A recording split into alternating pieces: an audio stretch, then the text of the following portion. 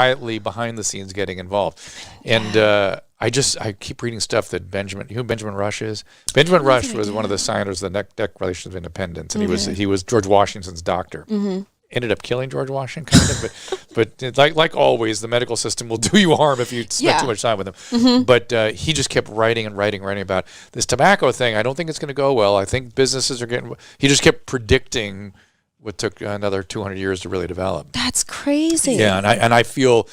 I'm sort of feeling the same way about cannabis. Like I don't think this is going to go well. I'm worried about it. I don't think anything in society is going to go well, but we talk about this. I have a lot of hope. Said, Rob, we're done, everybody. And for that, good night. Nothing's going to go well. Cave smoker. That's it. We're done. Let's just all go back to the cave. No. So, hey, I have some really, really good calls coming in. So let's try to get to some of these.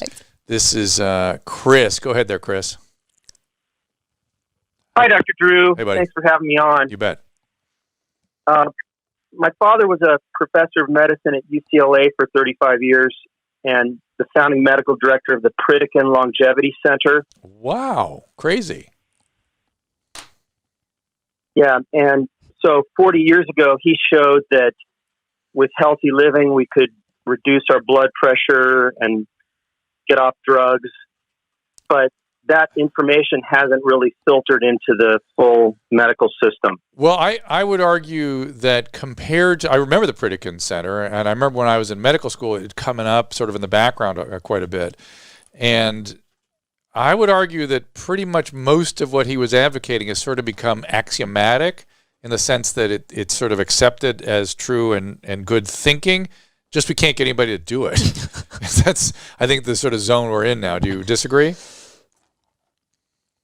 Well, I've been working with them for 20 years, and so I figured out that, well, Hans Selye said symptoms of stress are fatigue, and so people who are tired don't want to exercise, and bad news stress turns off happy chemicals in our brains, and then we don't enjoy exercise.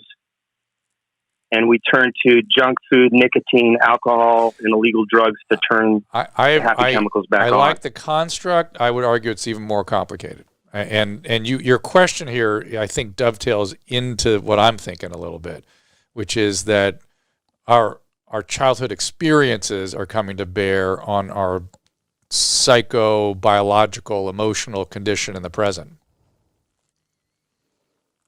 Definitely.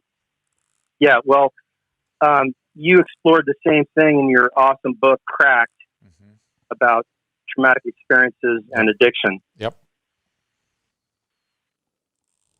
But my more important question was the new California Surgeon General, Nadine Burke Harris, is on a mission to make healthcare trauma informed. And all for it. So I feel like that's all relevant.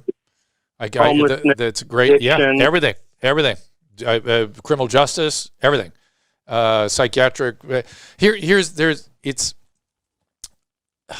have a flood of feelings about it.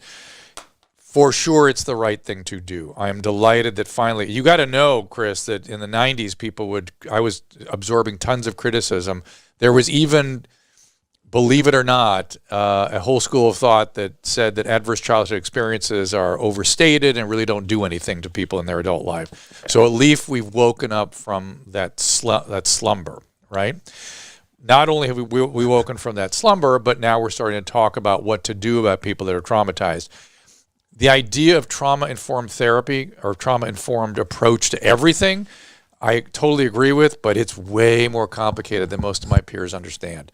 And to do it well takes a lot of experience and a lot of training, and we're just not doing that right now.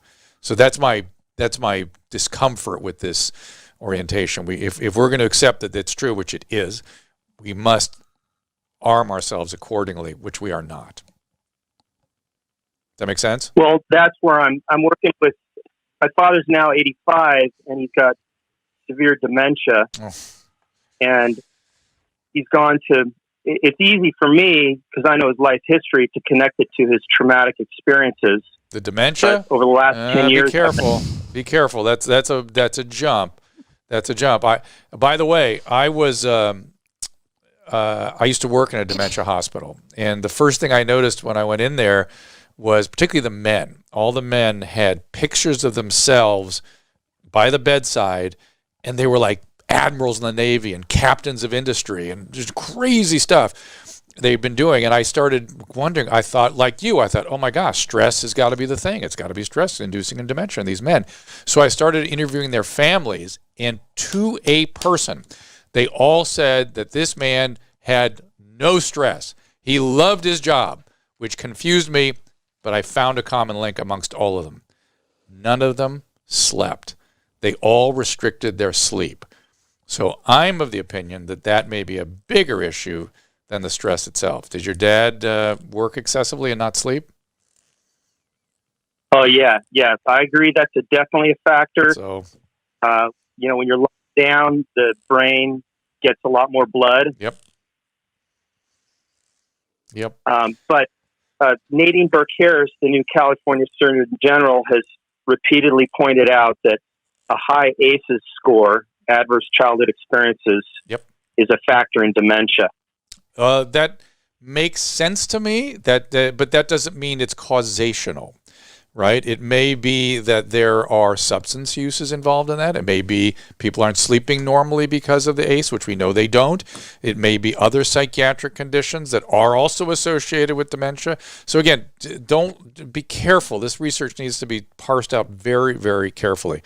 I appreciate your call, man. I got to keep moving on. I have no idea what you're pointing at, Miss Producer. Oh, she wants me to look at my text that she's sending me. This is the, let's see.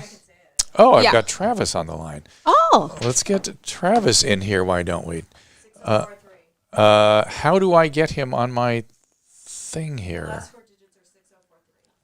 Okay, hold on. This is going to take a little doing because there's about 40 things on my screen. Hold on. He's already in? Travis, are you there? Travis? I'm here, Dr. Drew. Can you hear me? I got you, man. How are you?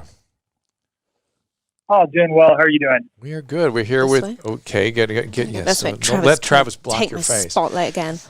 Do you guys know each other? Yeah. Okay. I like Travis. I think he's brilliant mind. Travis, you